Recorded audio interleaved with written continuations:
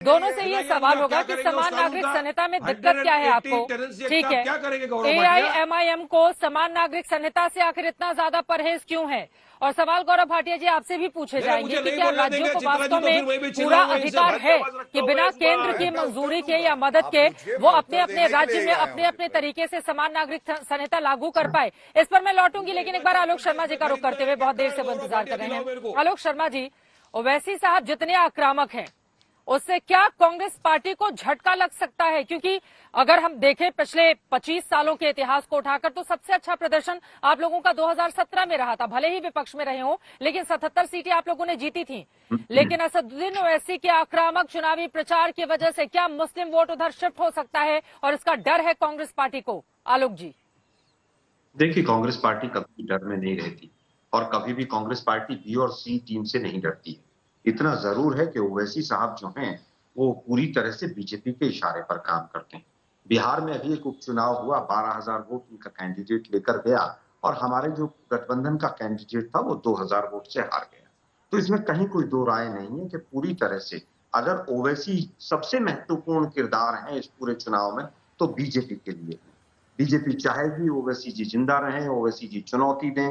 पिछले चुनाव में आपने देखा उत्तर प्रदेश के अंदर ओवैसी जी ने एक चुनौती दी, किसको? अजय सिंह बिष्ट जी को, वहां के मुख्यमंत्री योगी आदित्यनाथ जी को, और तुरंत 10 मिनट में चुनौती स्वीकार हुई। एक ANI का कैमरामैन आया और अजय सिंह बिष्ट जी ने तुरंत चुनौती को स्वीकार किया। एक तरफ जहर भरा हुआ है, एक तरफ सी टीम बैठी हुई है। अभी केशव प्रसाद मौर्य साहब का बयान सुन रहा था कि सब कुछ मोदी में है, अपनी सीट बचा नहीं पाए थे।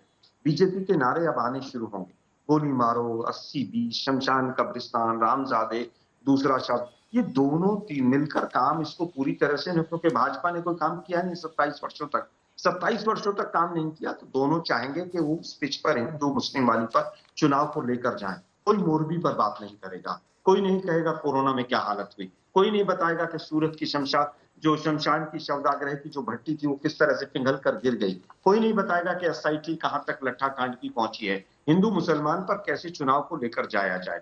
अभी कुछ दिन पहले बीजेपी के एक साथ के संगठन ने केजरीवाल के फोटो लगाए थे, यहाँ पर पूरे पोस्टर लगाए थे गुजरात में, जिसमें एक वो मुस्लिम स्कल कैप पहनाकर, और पूरे गुजरात में एक ही दिन में 50,000 पोस्टर लगे। आज तक इलेक्शन कमीशन को भी नहीं पता, पुलिस को भी नहीं पता किसने लगाए वो। तो बीजेपी बहुत प्रयास कर रही है कि किस तरह से हो हिंदू मुस्लिम चुनाव, लेकिन मुझे लगता है कि हिंदू मुस्लिम चुनाव नहीं होगा। गुजरात की जनता इस बार चिंतन और मनन के साथ वोट डालेगी और मोदी साहब से पूछेगी कि जिस प्रधानमंत्री ने भूखमरी के इंडेक्स में देश को नीचे पहुंचा दिया उसको वोट क्यों दी जाए। जिस मुख्यमंत्री के रहते हुए तमाम डब्बे हटा लिए गए और एक इंजन पूरी तरह से फेल हो गया, क्या मजबूरी थी कि पूरा कैबिनेट मुख्यमंत्री के समेत बदलना पड़ा? क्या मजबूरी थी कि टिकट काटने के बाद 12 घंटे के अंदर नीमा बेन आचार्य के तमाम जो नजदीकी लोग थे उनका इनकम टैक्स की रेड पड़ी?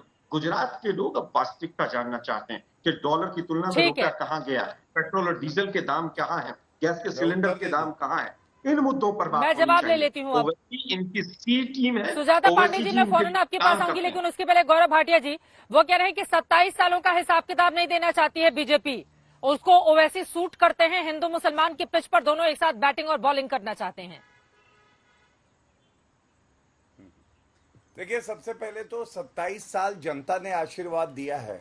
कोई कांग्रेस पार्टी ने हमें मौका दे के नहीं कहा कि सत्ता में रहो, जनता की सेवा करो। पहले तो ये माने कि 27 साल तक कांग्रेस पार्टी को निकम्मी, निठल्ली, भ्रष्टाचारी, सांप्रदायिक, परिवारवादी पार्टी मान के गुजरात की जनता ने कहा दूर रहो, तुम कैंसर की तरह हो, तुम अगर गुजरात में आ गए तो रोग आ जाएगा। ये तो मानिए। दूसरी बात, मैं सहमत हूं कांग्रेस के प्रवक्ता से, आज हिंदू मुस्लिम चुनाव नहीं होगा। और वजह मैं बताऊं, कांग्रेस के MLA हैं इमरान खेड़ावाला।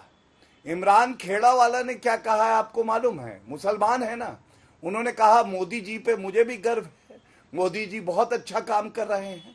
और ये इसलिए संभव है क्योंकि श्री नरेंद्र मोदी जी हो, चाहे वो पटेल जी हो, बिल्कुल स्पष्ट एक बात है कि डबल इंजन की जो सरकार है वो कार्य कर रही है।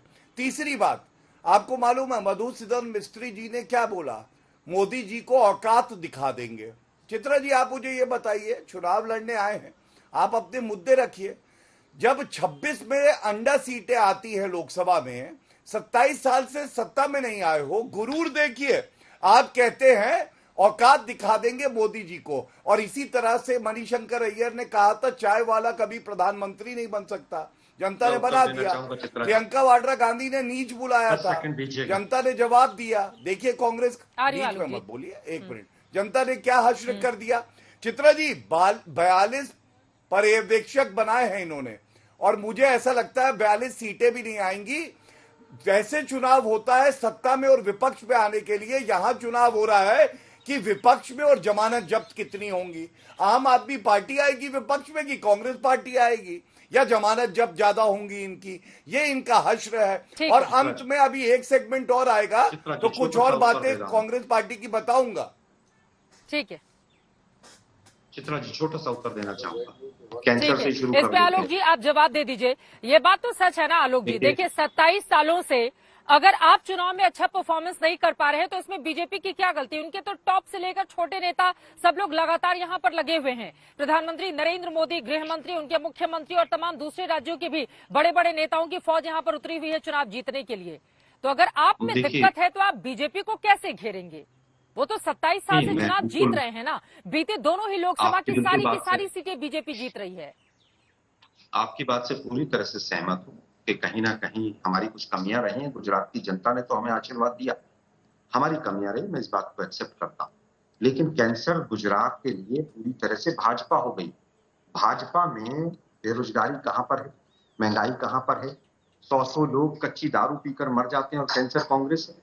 22 पेपर बच्चों के लीक हो जाते हैं जॉब्स के और कैंसर कांग्रेस है। जिस तरह से 5-5 SIT बनती है, एक का उत्तर नहीं मिलता और कांग्रेस कैंसर है। जिस तरह से अभी लट्ठा कांड हुआ, 100 से ज्यादा लोग कच्ची शराब पीकर मर गए। जिस तरह से 11वीं के बच्चे के बैग में भी अहमदाबाद में ड्रग्स मिल रहे हैं और कैंसर कांग्रेस है। मैं केवल ये कहना चाहता हूं तो डबल इंजन कहाँ है? एक इंजन तो ब्रस्ट होके वर्कशॉप में भेज दिया आप लोगों ने, और जैसे ही किसी ने आवाज उठाई उनके यहाँ इनकम टैक्स की रेड शुरू हो गई। क्या ये सच है कि नहीं है? और गुरूर किसको है?